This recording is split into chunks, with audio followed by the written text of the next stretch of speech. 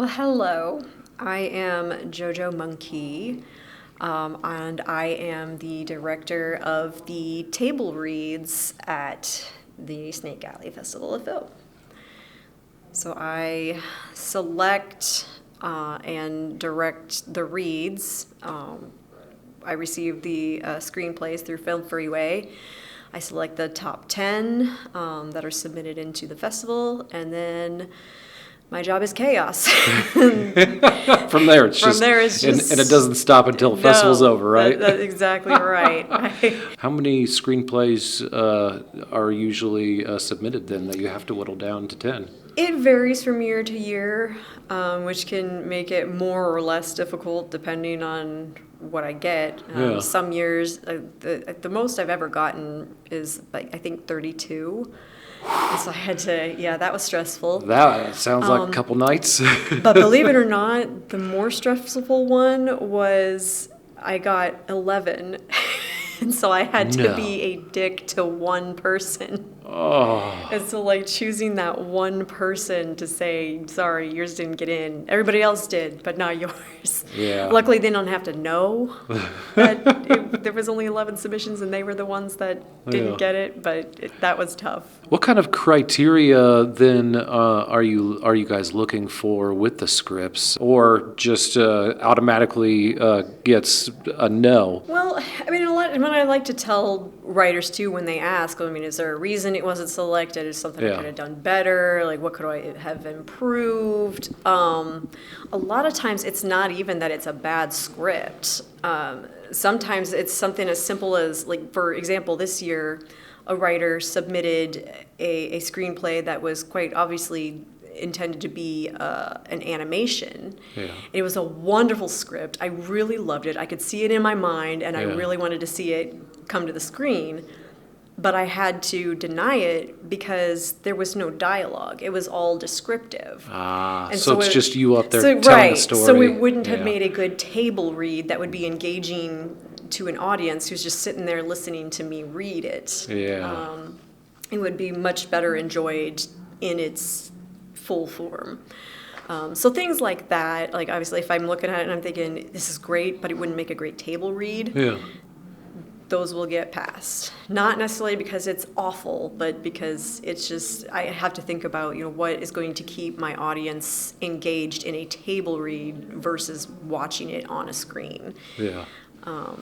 So there's things like that. Other things like formatting, I try to keep in mind, if I'm going to be finding readers to read, it's helpful if the script isn't full of typos and misspellings and missing words, missing paragraphs, or things that just don't make sense.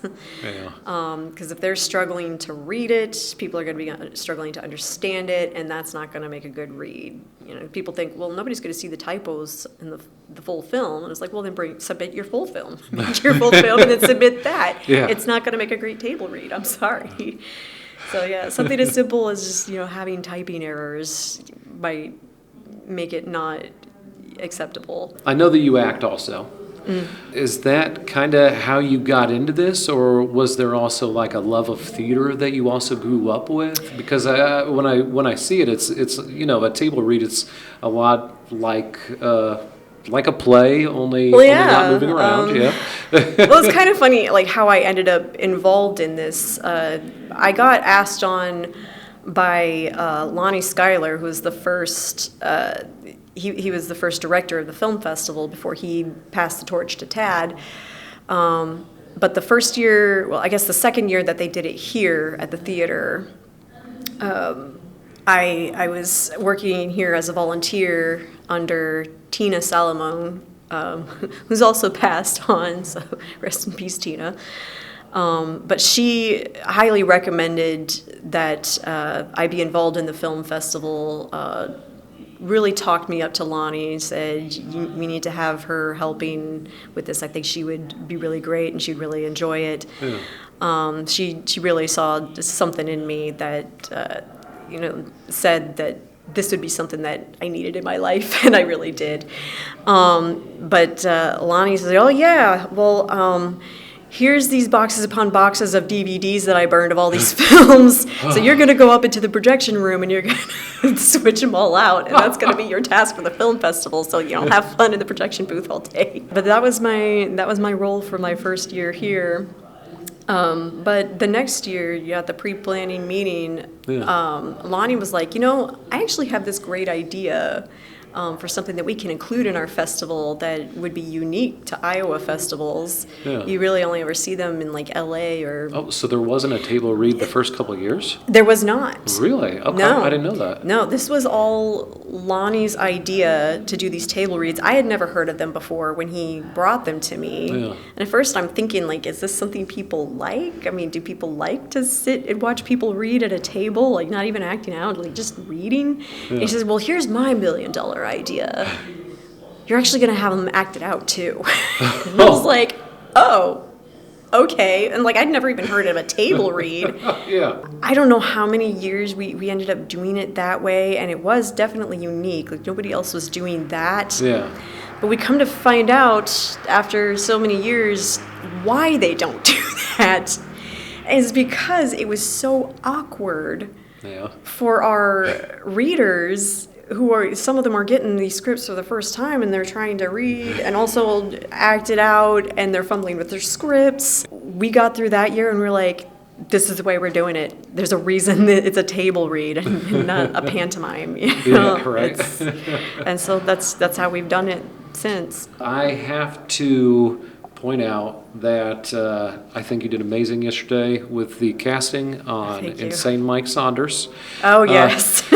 Yeah, his, okay, but what I want to know is you, and I'm sure that both of the people that I'm talking about, personally and everything, but like you brought in two people to read his script that work with him on a regular basis. I like that like extra touch of like trying to cast it with the filmmaker in mind.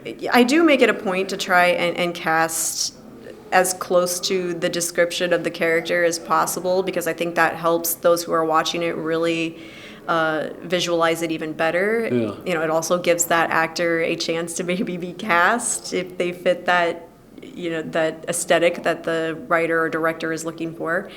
And I do like to give the little nods to if I know the writer and who they associate with. I think that's helpful. I think that's wonderful for them. It's wonderful for the people who agree to be involved, and also for a little bit for myself, because it helps me know that if they know who they're reading for, they're more likely to show up because they want to see. That's good. Yeah. I wasn't even thinking that, but that's smart as hell. Yeah. Oh my God. Yeah. So I've learned some tricks over the years. As opposed to the very first year I did it, I'm like, I don't know, theater people. What's up next for you creatively then? I've just kind of been focusing on rebuilding myself and rebuilding my life. But I have been taking on projects as I've been invited to. I've been picking up gigs where I can that I enjoy, outside of theater and film. I also do a lot of brand promotion. So I do that. Cool. I had last year would be my most recent time behind the camera, well, in front of the camera, I guess. I got cast once again as a Harley Quinn for somebody's fan film. So I'm wearing my Harley Quinn nods today. It was cartoon day. It was cartoon day. We had had Saturday to. morning cartoons today, so I thought, well, I'm going to cartoon up just, just for fun. Well, thank you so much for sitting down with me for so long, too. Sorry I took 40 minutes of your time. I babbled on. I probably made it the 40 minutes. No, it was great having you, though. Thank you so much. Well, thank you so much. Yeah. I appreciate it. So. Your episode's going to be like 8 hours long.